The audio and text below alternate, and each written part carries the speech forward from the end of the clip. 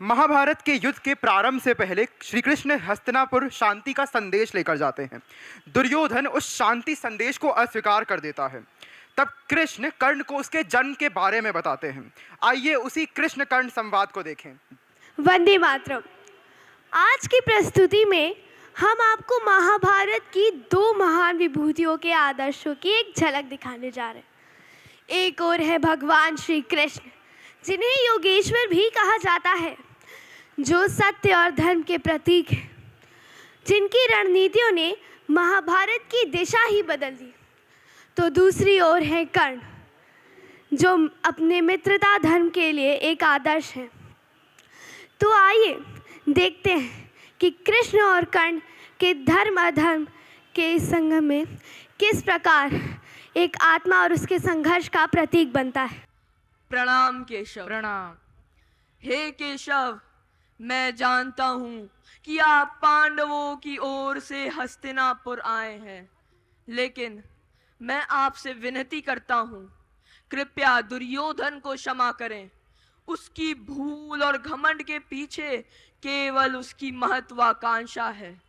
वह आपका आदर तो करता है, लेकिन उसकी महत्वाकांक्षा ने उसे अंधा कर दिया है।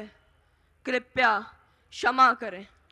कर्ण, तुम भी जानते हो कि दुर्योधन का मार्ग अधर्म का है। पांडव तो केवल न्याय मांग रहे हैं। मैंने उसे कई अवसर दिए, कई चेतावनियां दी, परंतु उसने अपने अहंकार के चलते सब ठुकरा दिए। अब युद्ध टालना उसके हाथ में नहीं है। कर्ण, तुम एक महान योद्धा हो, लेकिन तुम्हें सत्य और धर्म का साथ देना चाहिए। मैं तुम्हें निमंत्रण देता हूँ, आओ और पांडवों के साथ जुड़ो। तुम्हारा स्थान वहां है। तुम राधेय नहीं, कौन्तेय हो, ज्येष्ठ पांडव हो कर्ण। क्या क्या कहते हैं केशव? यह सत्य नहीं हो सकता। यही सत्य है अंगराज, यही सत्य है। नहीं, अगर यह सत्य है भी तो भी मुझे स्वीकार नहीं। तो क्या दुर्योधन का साथ देकर अपने भ्राताओं का वध करोगे कर्ण? परंतु केशव, मैं दुर्योधन का मित्र हूँ। मैंने मित्रता की जो शपथ खाई है, उसे तोड़ना मेरे लिए असंभव है। यदि आज मैं उसे छोड़ दूंगा तो यह उसके साथ विश्वासघात होगा। है ऋणी कर्ण का रोम रोम, जानते यह सत्य सूर्य सोम। तन मन दुर्योधन का है, यह जीवन दुर्योधन का है। सुरपुर से भी मुख मोड़ूंगा। हे केशव, मैं उसे ना छोड़ूंगा।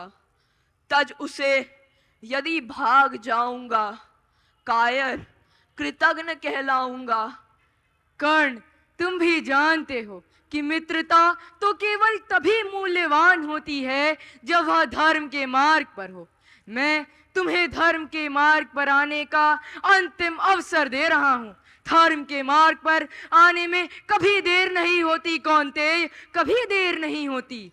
हे माधव, मैं जानता हूँ कि आप जो कह रहे हैं वह धर्म संगत है।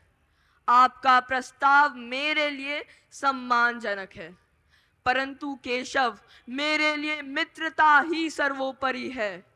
मेरे लिए मित्रता का बंधन इतना पवित्र है कि उसके लिए मैं बैकुंठ भी छोड़ने को तैयार हूँ। चाहे युद्ध का परिणाम जो भी हो, मैं अपने मित्र को नहीं छोड़ूंगा। मित्रता बड़ा अनमोल रतन, कब इसे तौल सकता है धन।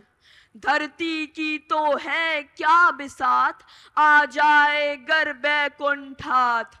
उसको भी न्योछावर कर दूं, कुरुपति के चरणों पर धर दूं। कर्ण, मैं तुम्हारी मित्रता और निष्ठा की सराहना तो करता हूँ, किंतु याद रखना कि धर्म की शक्ति अपरिहार्य है। सत्य और धर्म का मार्ग परेशान तो हो सकता है, किंतु कभी पराजित नहीं हो सकता अंगराज, कभी पराजित नहीं हो सकता है। जो भी हो मधुसूदन, एक विनय है। मेरी जन्म कथा गोपन मत कभी युधिष्ठिर से कहिए। जैसे हो इसे दबा रहिए। इसे यदि जान पाएंगे सिंहासन को ठुकराएंगे। वे साम्राज्य ना कभी स्वयं लेंगे, सारी संपत्ति मुझे देंगे। जैसी तुम्हारी इच्छा सूर्यपुत्र, जैसी तुम्हारी इच्छा। अच्छा, अब चला। प्रणाम आर्य, हो सिद्ध समर के शीघ्र कार्य। रण में ही अब दर्शन होगा, शर से चरण स्पर्शन होगा। तू वीर बड़ा शतबार धन, तुझसा ना मित्र कोई अनन्य।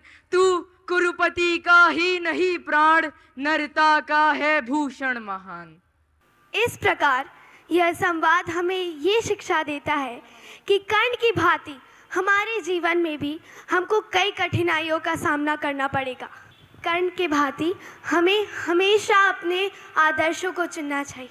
कर्ण ने अपने आदर्शों को चुना, लेकिन उसकी यात्रा हमें यह शिक्षा देती है कि धर्म और न्याय का पाथ ही शाश्वत है। धन्यवाद।